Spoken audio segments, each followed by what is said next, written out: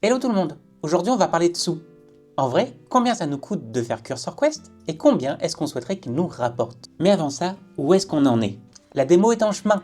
Jolan et Clémentine sont dessus pendant que je vous parle et c'est trop cool de leur voir arriver petit à petit.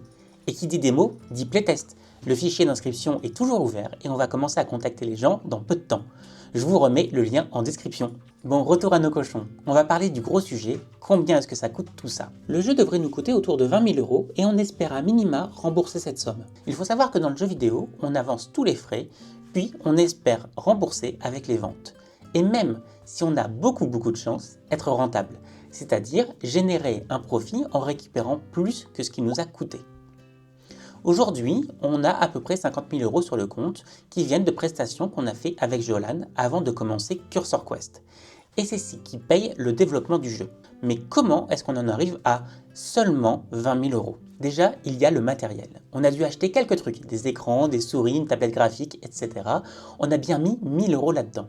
Ensuite, il y a les licences de logiciels. Là-dessus, vu qu'on est des grands fans d'open source et de software libre, on a réduit à mort les dépenses. On utilise Godot qui est gratuit, Krita qui est gratuit, on dev sur Linux ou macOS, mais ça faut pas trop en parler. Et même nos serveurs de fichiers sont sur des techs open source. Faut que je vous parle de notre sauveur et maître Nextcloud, mais ça sera pour une prochaine vidéo. On paye des boîtes mail, un hébergement, plus un nom de domaine, ça fait à peu près 150 €. On paye aussi pour booster notre serveur Discord, on rajoute 200 €. Ensuite, on n'y pense pas souvent, mais il y a le cabinet comptable. Surtout un jeu vidéo, c'est assez spécial vu qu'on vend sur des stores américains et qu'on est payé en dollars, il faut des comptables qui s'y connaissent là-dedans. On rajoute 3 000 € par an. Et on peut mettre 1 000 € de plus pour un juriste, et des trucs comme les statuts de la boîte et les contrats de cession de droit d'auteur. Et après tout ça, il y a le plus cher dans le dev de jeux vidéo, les salaires.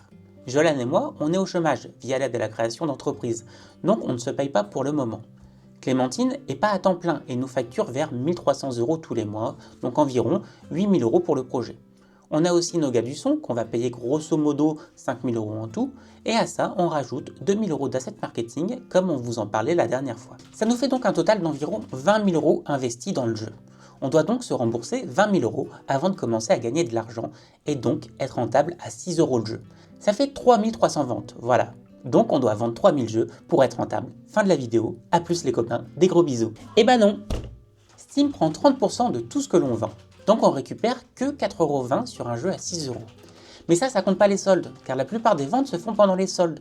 Donc on va plutôt dire que le jeu est à 5 € en moyenne, ça fait donc 3,50 € qui va sur notre compte par jeu vendu. Et toujours pas. Sur ces 3,50 €, il y a les taxes, genre la TVA et les impôts qui rentrent en jeu. On est donc plus près des 2 € dans notre poche par jeu vendu.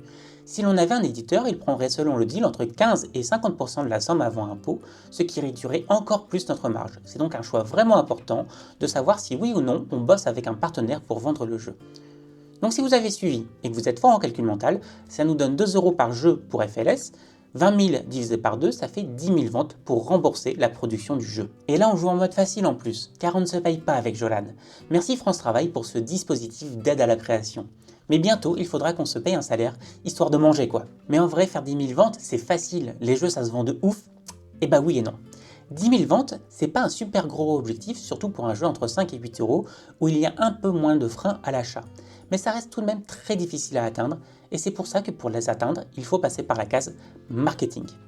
Les gens vont pas connaître le jeu tout seul, c'est pas magique. Faut qu'on en parle à des gens, qui vont en parler autour d'eux, qui vont en parler à leur tour autour d'eux.